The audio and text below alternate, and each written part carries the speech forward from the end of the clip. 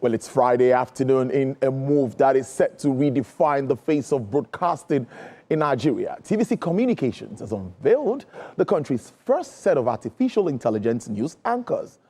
The media company made this known in a press release on Wednesday night. This groundbreaking innovation, spearheaded by its flagship brand, TVC News, introduces AI-driven bulletins in English, Yoruba, Hausa, Igbo, and Pidgin. The move positions TVC Communications at the forefront of tech-driven journalism in Africa, as it aims to bridge linguistic gaps across Nigeria's diverse population of over 240 million people. According to the management of TVC Communications, the development aligns with its strategic goal of expanding coverage and delivering news in languages familiar to its wide-range audience. It, however, noted that AI anchors were designed to complement the work of human journalists, not to replace them. Well, I have with me in the studio live Group Managing Director, Chief Executive Officer, TVC Communications, Mrs. Victoria Ajayi, to shed more light on this. Good afternoon to you. It's good to have you here. Good afternoon, Tolu. Yeah, I think I should start with why AI anchors? Why not? So let's take it from there. Why not, really? I attended quite a lot of sessions earlier this year. You know, at the start of the year, you have a lot of outlook sessions, industry sessions, and there was a recurring theme, artificial intelligence. They kept saying this is one thing CEOs must not ignore. True. And, you know, that got me thinking, and I thought, how do we implement this in our industry? We talk a lot about it, and a lot of people are used to, you know, generative AI and ChatGPT, and that's what people know. Yeah. And it got me thinking, and I said to myself, you know what, I'm going to learn more about how we can apply it in the sector. And so, as you know, one of the cultural pillars for TVC is BICE. And one of the cultural pillars of BICE is innovation. And we already have an innovation committee.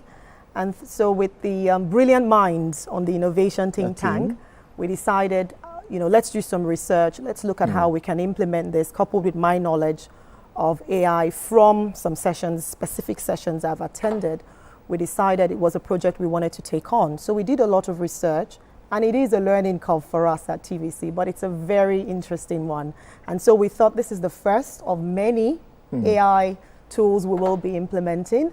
But this one particularly everyone got excited about, and we thought many advantages. Let's just do it. And so we went for it. Well, but how do you guarantee the credibility of news delivered by AI anchors? So I think it's the understanding gap. People do not really understand how it works. If you do understand how it works, then you know that nothing currently changes in terms of how news is verified. Okay. It is not AI news. It is TVC news delivered by AI anchors. And so I think the misunderstanding is about it's AI written news. No. So the editorial prowess of our staff is still used. The newsroom would still verify the information. The bulletin editors, the editor-in-chief must clear every bulletin that will be fed to the AI anchors. So it doesn't change anything right now in terms of the process for verifying and checking that the news is factual and not fake news. That clears that then. What are the risks now of AI or using this type of AI now in the broadcast industry generally? Okay, so AI generally has a lot of risk. Does. It's not just AI. Doesn't every technology have it? If I remember when they were going to introduce debit cards, people were skeptical. There was a lot of skepticism. Oh, my money on a card, fraud, all of that. Yeah. Do the risks exist up till now? Yes. So they are, you know, risk when it comes to this type of technology. It's just how do we mitigate or reduce the risk that we need to look at. And risk from things like deepfakes. We know there's a preponderance of deepfakes right now. You as a live, real anchor, your image has already been used. Many of our anchors have been used. So if you as a real anchor, it's already been used, and, you know, a deepfake is being created of you, how much more with an AI anchor? So although an AI anchor makes it difficult because you're taking something AI has done and you're trying to recreate it again. So it's easier for me to create a deepfake of you than for me to take the one that has already been done by AI and try to recreate it. So we even mitigated some risk already. But there are many other things that we can do because aside deep fakes, you may be asking yourself, how do we know what is real? Because ours were done very, very well.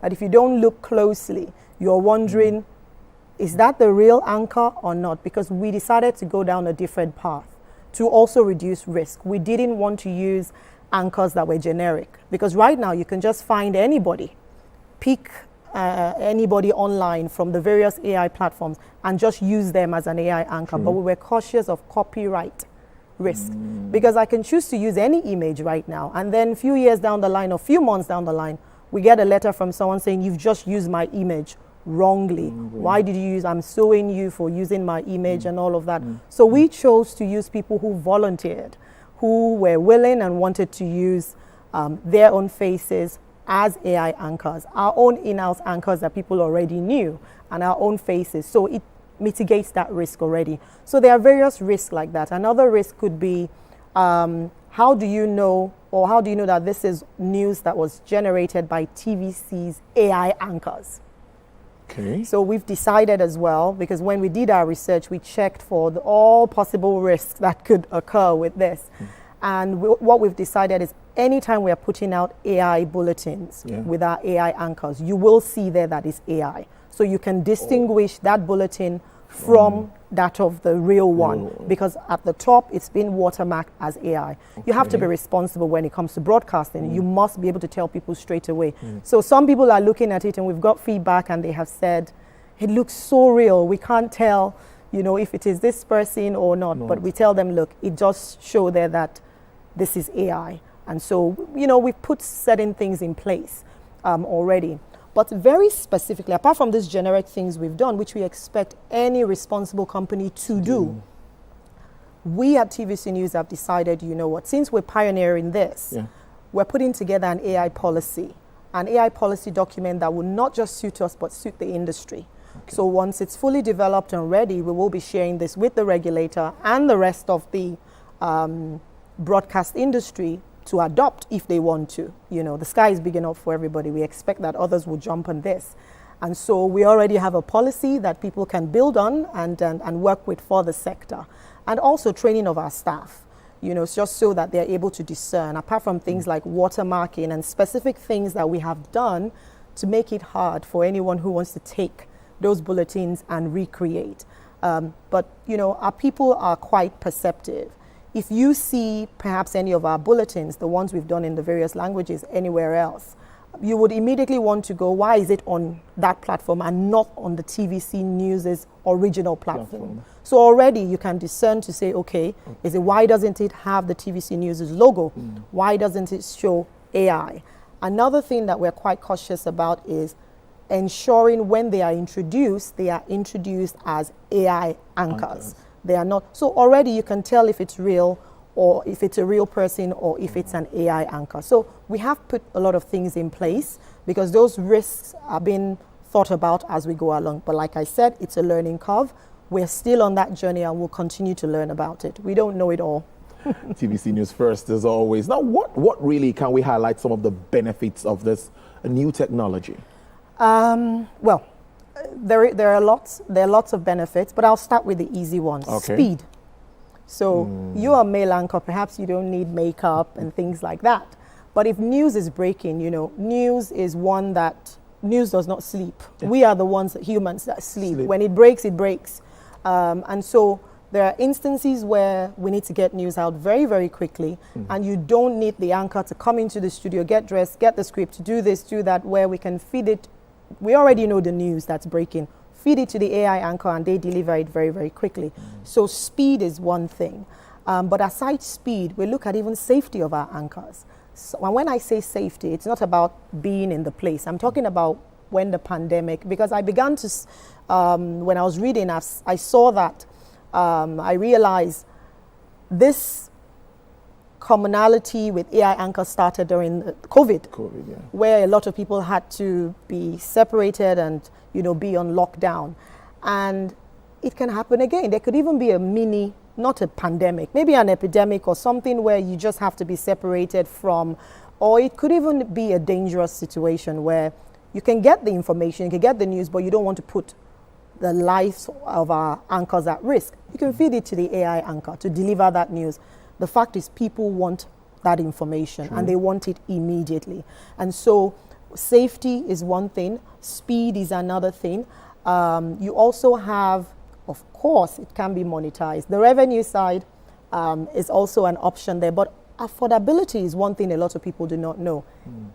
Yes, people think innovations like this can be costly, but I mean, I know that it was quite affordable for us to do this. So, wow. You have all of these advantages to it as well. The golden question here now, let me ask you this. What are the risks of job losses? Because that's where we've been having back and forth, a lot of reactions and feedback with regards to that. What are the risks with regards to job losses? Yes. Okay. The co-founder of Microsoft, Bill Gates, I was reading an article where he was quoted, a BBC article actually, where he said AI is the best technology advancement in the last decade. It is still artificial intelligence that, tops or ranks the highest. Now, he said this for a reason. And usually when Bill Gates speaks, a lot of us listen because we use Microsoft every time. It's embedded in our lives. And further on in that article, he highlighted that, look, the risks are not so grim when it comes to job losses. Even though he's been quoted to say it would take over, a lot of jobs. I am of the opinion of the school of thought, that AI and any technology and humans are meant to coexist. A new technology doesn't come and just completely wipe away humans. Who is going to operate that technology? Humans. Remember, I kept saying fed to the AI anchors. Someone is going to feed the AI anchors the script. Someone is going to do something in order for this to work. It was humans that made this happen. The AI anchor didn't surface. Like I said, it's not AI news, not AI written news. It didn't generate its own news. It's still being done by the TVC team and the newsroom. So it's meant to coexist.